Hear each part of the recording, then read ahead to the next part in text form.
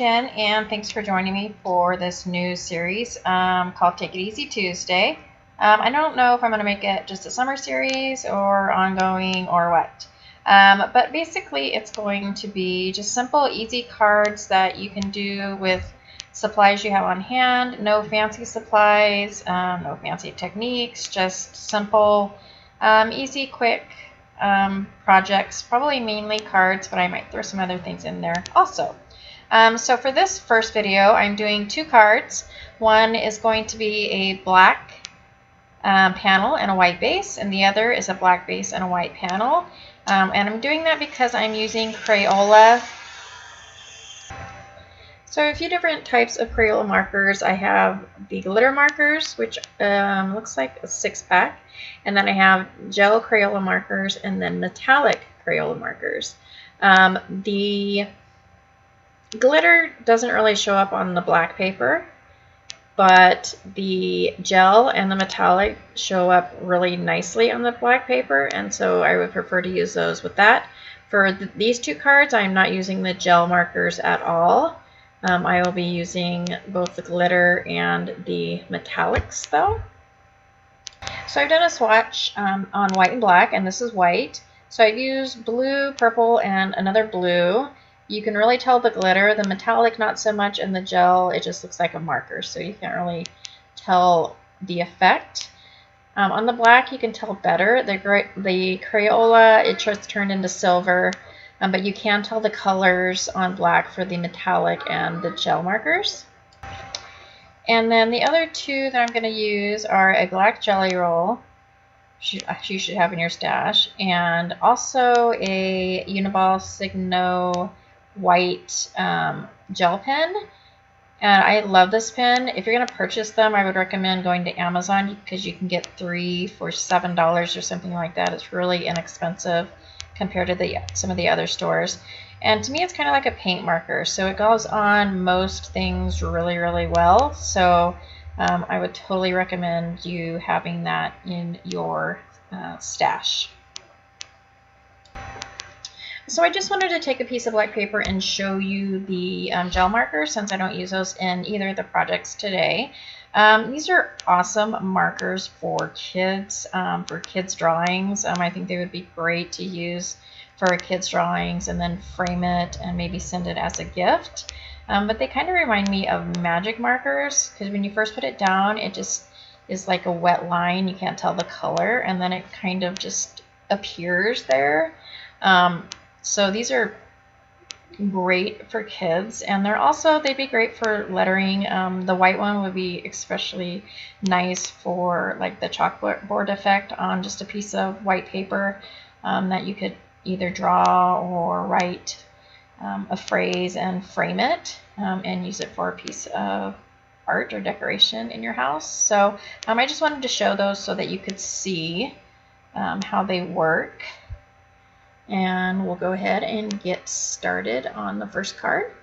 So the first card is going to be some presents, and I'm drawing a line with my T-ruler to try and get these evenly across the page.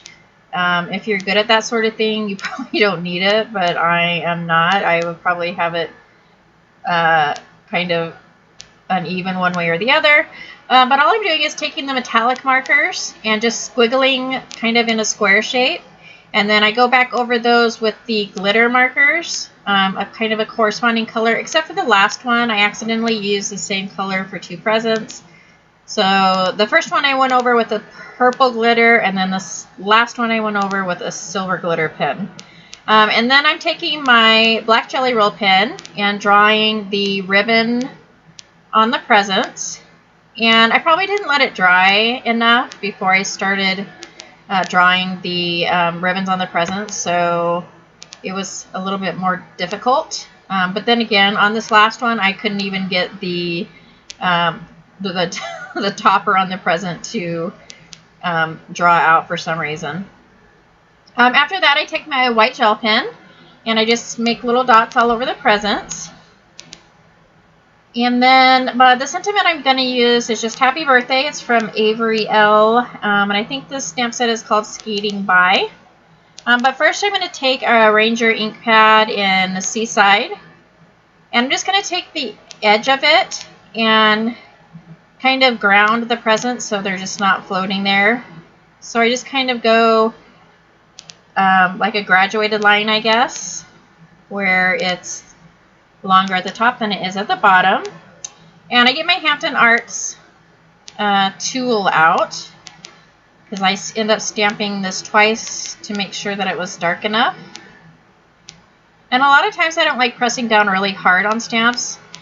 These are good quality, so I don't know if it's just the lesser quality ones, but I find that sometimes with the sentiments in particular, if you press it down and it flattens the stamp out too much, if the stamp's not stiff enough, it'll make the lines thicker than, you know, kind of blur the letters and it won't look as clean. At any rate, I went ahead and I grabbed some double-sided foam tape and I adhered that to the back of the card, and then I grabbed this thread out of my stash and I just wrapped it around the bottom a few times and adhered it to the foam tape. And then I will pop that on the card base. And that's it for this card. It's pretty simple, kind of shiny and metallic with the glitter and the metallic markers. So very simple and easy and super quick. This didn't take any time at all to do. The second card, I actually end up using a stencil that I had in my stash because I was going to do the balloons. And if you're good at drawing things evenly, you can just do this freehand. I am definitely not. I don't do well with drawing circles, or, you know, a lot of times they come out looking funny. So I just decided to go with the template. But if you have a circle die, or you have maybe even a salt and pepper shaker that would be about the same size as these balloons right here that you can use as a template, that would be great. Or, you know, even if you have some circle templates, you could use that. You can't really see the balloon ties at the end when I end up drawing the ribbon on them, so I don't think it's really necessary to have that in the picture. But do what you want, decorate it how you want, use what you want. It doesn't have to be balloons, it could be presents again. I mean, really it could be anything that you have in your stash that you could use. So I ended up doing 5 balloons total, and I found that with the metallic markers, the color went on a lot better when I did it in a circle pattern, so kind of a circular motion instead of a back and forth kind of scribbling motion. I think the coverage on the card, because you can see the strokes, and so the lines didn't make it look very clean. And here I had a stencil in my stash that was Christmas, and so it had an ornament. So if I hadn't had these balloons, I probably would have used that because it looks exactly the same. So then I get my white gel pen out and I draw some little ribbons and tails for the balloons. And I had a hard time, and I don't think it's the pen, I think it's the cardstock, because I have a hard time, I found on this cardstock, even using my tape runner. So I don't know where the cardstock is from, it's just something I have in my stash. But after I draw the balloon tails, then I go ahead and take my white gel pen and do some dots on the balloons. And then I also take my clear Wink of Stella, and I just go around the outside of the balloons. I was trying to do some shading, which I think worked when it was wet, but dry, not so much. So, but it gave it a little bit of a sparkle. And then after I use the Wink of Stella, I'm going to go ahead and do the sentiment. And the sentiment, I actually was meaning for it to say, enjoy your day, and my mind was not listening to my hands, obviously, because I ended up picking out the happy birthday. So I used a happy birthday again, and I just take the same ink pad that I used on the first card, which was the Ranger Seaside, and I take the sentiment from this Hampton Arts set, And it's kind of just like a small, simple typewriter font. So I just do that on a piece of white cardstock. And then I go ahead and take my tape runner and run that over the back of the cardstock. And then cut off the excess, and I attach it to the card directly, or to the card base directly. And that's pretty much it for this card. Easy, just like the first one. It didn't take any time at all. It would just be something that's quick that you can do by yourself, or you and your kids can do. It's just something you can do with very limited amount of supplies.